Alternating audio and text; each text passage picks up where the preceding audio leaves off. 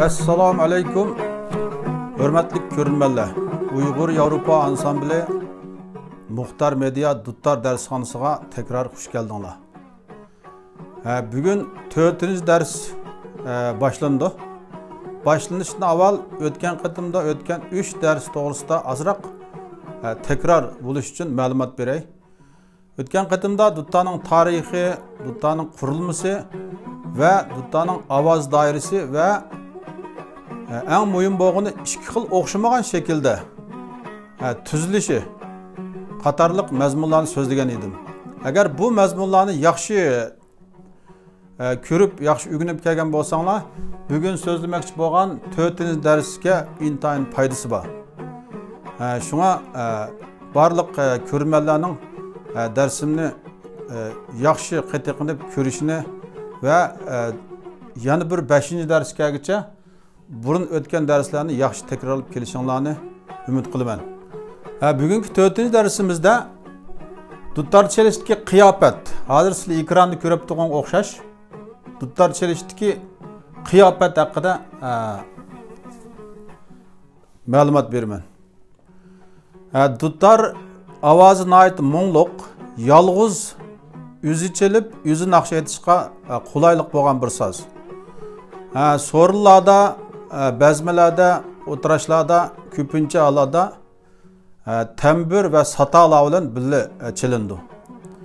Ve hatta yakınki mezgillerde orkestrlarda mı asaslık saz orunda çelinip kelinmekte. Duttanı yalğız çelip nakşa etiş kelsek isimde kalışacağım 1991 yılı Duttar şahi kompozitör Abdurrahim yalğız kişilik Duttar keçiligi yani nakşı keçilik ötküzümen dep Ürümçi İttifak Tiyatrda ilan belge vaxtıda Ürümçi şehir ammisi bununla işlenmey qalğan. Bu Duttar ölen mi yalğız kişilik nakşı keçilik ötküzgün bulamdı. Hey bunun adam kemmeydi cuma dep aynak gümanlı köz qaraştı boğan edi. Lekin Әдісі nakşı keçilik başlanğan vaxtıda nurgun tamaşbilla bu Duttar keçilik kelip yüzlerinin güldiras alq sadası bilen bu Duttar keçiligini kızgın tebrikleşken ve yuqori bahalarını bergen şairlerimiz neçelegen şiirlerini yazgan xattatlarımız debdebelik sözlerini yazgan xatlarını Ustaz Abdurrahim Eyit'e təqdim qılğan. Şundan keyin Vatanımızın şimali ve janublarda ustazımız yalğız kişilik Duttar keçiligi yani nakşı keçiligi ötküzgen. Demek Duttar halkımız içinde intan keng tarqalgan ve yuqori inovatga ega mühim sazlarning birisi. Şuna bu sazni çağa vaqtda yüzümüzün olturuş kıyafetimizge diqqat qilmasak, qalayimqan o'tirsak, buningdan biz o'ylagan, arzu qilgan yaxshi ovozni chiqaramay qolamiz. Adette Duttarni çağa vaqtimizda xuddi resimni ko'rib turganinglardek o'ng putimizni azroq oldiga, bek oldiga chiqarib olsak, Duttarni ko'tarib bu tizimizni to'xtatish ta'sir to'xtaydi. Azroq oldiga chiqarib, xuddi mana shunday shaklda o'ng qo'l tutmasaqmi, jaynikimiz bilan bu Duttarni tutib oladigan holatda tutib o'ltiramiz. Andikin tarını urilgan o'ng qo'limiz Duttarning bo'g'izi tarafga bo'g'iziga udil holatda sol qo'limiz bo'lsa padi besishga tayyor holatda turish kerak. Tuanda sizlarga ekranda bir necha xil qo'l urish holatini ko'rsataman. Mana bu o'ng qo'l chelish urish qiyofati. Ya'ni yuqoridan tuvanga urgan vaqtimizda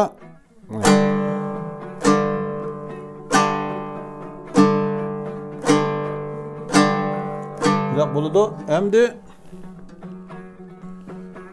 tuvandan yuqoriga chalish usuli. Shunday chiqadi.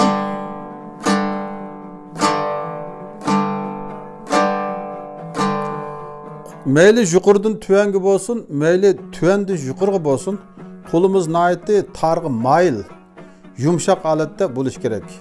Evrishim ya'ni shaklda.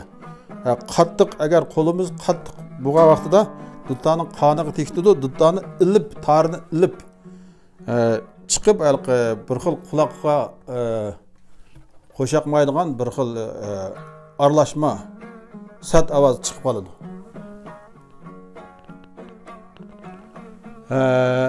Bu ko'rib turgan resim ya'ni padi bosadigan sol qo'l barmoqlar ko'rsatmasi bo'lib hisoblanadi.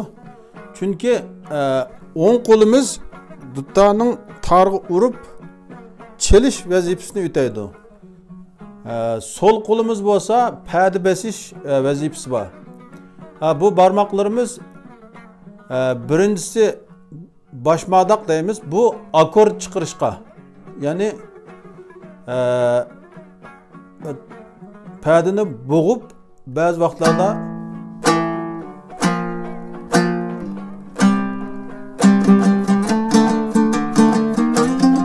şuna oxşaş akord çıkırışqa məsul.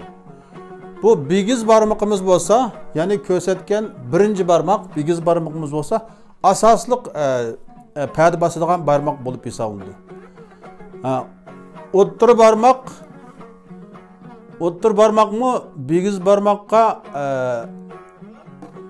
əgişib, bu mu öz növbətində yardımcı rol oynaydı. Yan barmaq mı xuddi hazır şu resimli göstərgənimdək yan barmaq mı pədini besip bununla yardımcı oynaydı. En ahırkı çimçilak, yani 4. barmaq çimçilak kolumuz mu pədini bigiz barmağımız bilen bille besip ravan çalışımız için intan mühim bir oynadı. Tüyende her qaysı barmaqlarımızınki pədi basqandaki halıtı. Ne köstümen resimli görünüp tuğandek emelettimi qo'lamdimi köstey. Mana bu bigiz barmağımızın pədi basqandaki halıtı. Qağan barmaqlarımız bigiz barmağının yeni da bununla yardım qılımı deb jangivar holatda nayeti tayyorlik qilgan holatda bunday ustida turish kerak. Barmaqlar bu mao nimaning keyniga ütüvas bo'lmaydi, qo'qab. Hergizmi keyniga ütüvas bo'lmaydi. Shunga oldida bunday turish kerak. Resimda mı ko'rsatdim? Mana bu ikinci barmaq, ya'ni o'tiranchi barmaqning pədi basqandaki holati. Yani ko'stay. Bu 3. barmaqning pədi basqandaki holati. Mana ameliyatımı ko'rib turganinglardek 3. barmaq pədi basqan vaqtida bu shunday ko'rinadi. Hem sizlarmi bu shunday besishni mashq qilishingiz kerak. Mana bu 4. barmaqning pədi basqandaki holati. 4'li barmaq muşdaq pədining dal ustida turish kerak. Barmaqlar pədidən ötüb ketgan vaqtida o'xshamaydigan ovoz chiqib qoladi. Cho'qim pədining ustiga va yoki azroq oldida, pədining azroq oldida bo'lsa texim yaxshi. Agar azroq o'tib ketib qolsa, buningdan biz o'ylagandek durust ovoz chiqmay qoladi.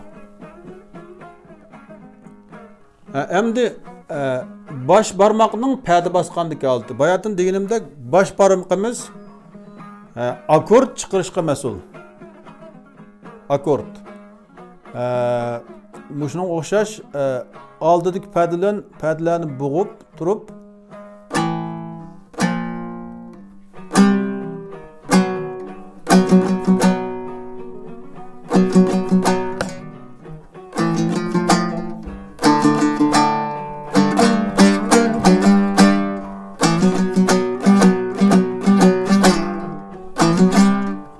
o'xshash, xuddi hozir chag'an qisqa bir ariyaga o'xshash, bu joyda mardonlar yotur degan naqshidagi ariya. Shunga o'xshash bu bosh maltiqimiz, bosh barmoqimiz akord chiqarishga, ovozni texmi bo'ng, texmi kuchlik, texmi jonliq chiqarishga mas'ul. Endi 6-cı mazmunga kelsak,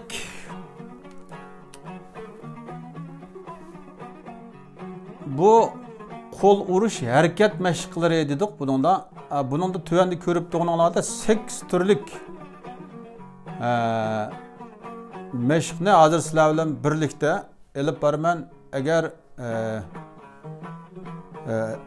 qulog'inglarda dutta bo'lib qolsa, bu shu videoni ko'rish bilan birga sizlar duttiranglarni elib qulog'inglarga bu shu 8 xil urish harakat mashqlarini birga qilsangiz bo'ladi. Deganimga o'xshash 8 xil qo'l urish harakatining birinchisi bigiz barmoq bilan bigiz barmoqimiz andiki bosh modoqning tuvanga tushishi.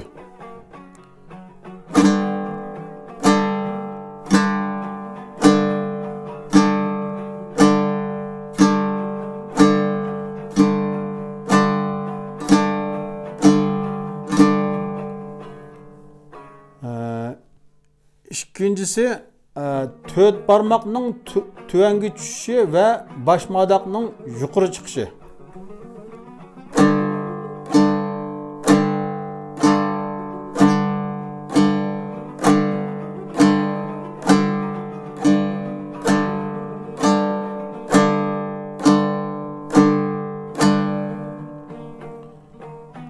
Üçüncüsü, bigiz barmog'ining tuvanga tushishi va bosh barmoqning yuqori chiqishi.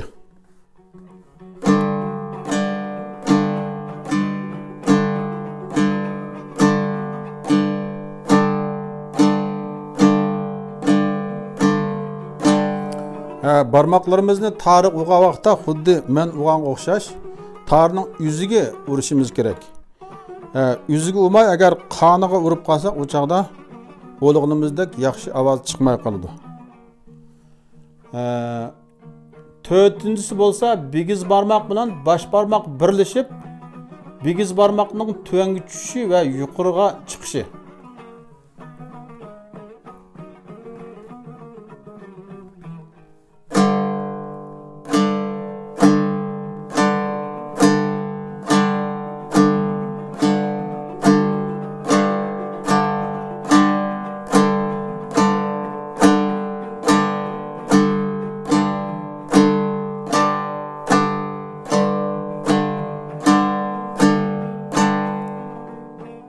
Beşincisi bo'lsa, bigiz barmoq bilan bosh modoqning tuvanga tushishi va yuqoriga chiqishi.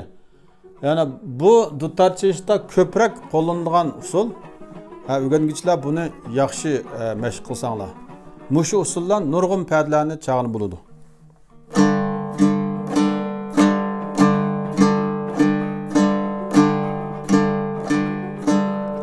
Taxim asti chalay. Bigiz barmoq tuvanga tushdi, bosh modoqmi tuvanga tushdi. Bosh modoq ilib ustiga chiqdi, bigiz barmoqmi ilib ustiga chiqdi. Demak, mushu harakat qayta takrorlash jarayonida mushu 5-chelish usuli chiqadi.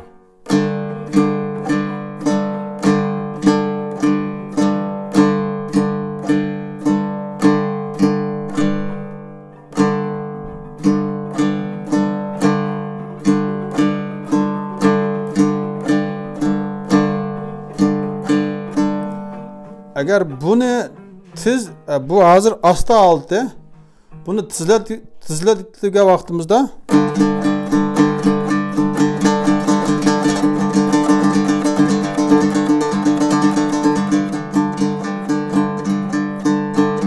buda chiqadi. Shunga o'rgangichlar bir boshda asta, qancha asta o'rgansanglar, shuncha yaxshi. Boshda chaqa vaqtida ancha qo'l ko'nmaganda qiladi, lekin keyinchi qayta chelaverish jarayonida kulağını künüdü. Yani kayıt tekrarlayayım bu mühim boğazlık için.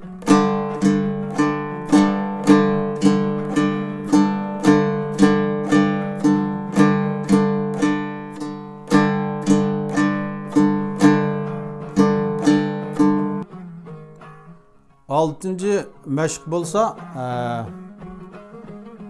4 barmoqning tuvanga tushishi, bosh modoqning tuvanga tushishi. Andiki bosh barmoqning yuqoriga chiqishi va bigiz barmoqning yuqoriga chiqishi.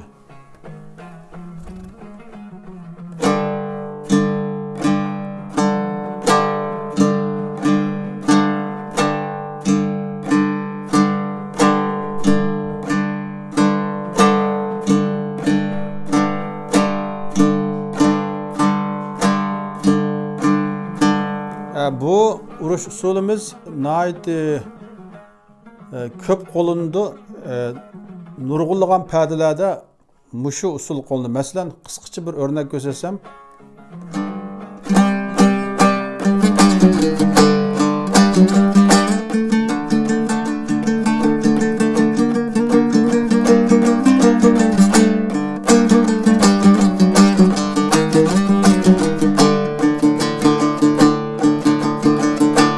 mushu 6-cı usulda çalğan aham mushu. Şuna 4 barmaqning tuvangi tushishi, bosh madaqning tuvangi tushishi. Bosh barmaqning yuqoriga chiqishi, bigiz barmaqning yuqoriga chiqishi.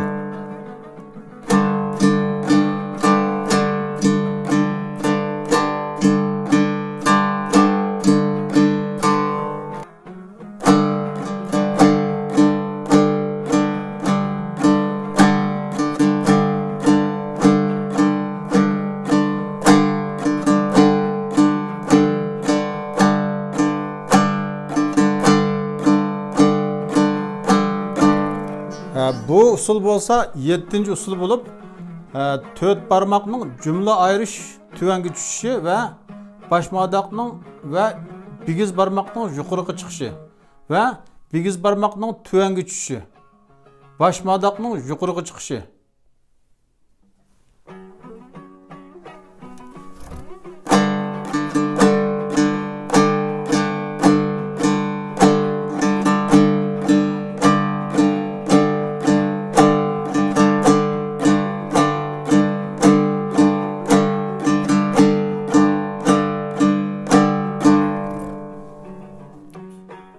En ahırkı kol vuruş usulü bolsa 4 barmaqning tuvangi tushishi ve bigiz barmaqning 2 qatim tuvangi tushishi.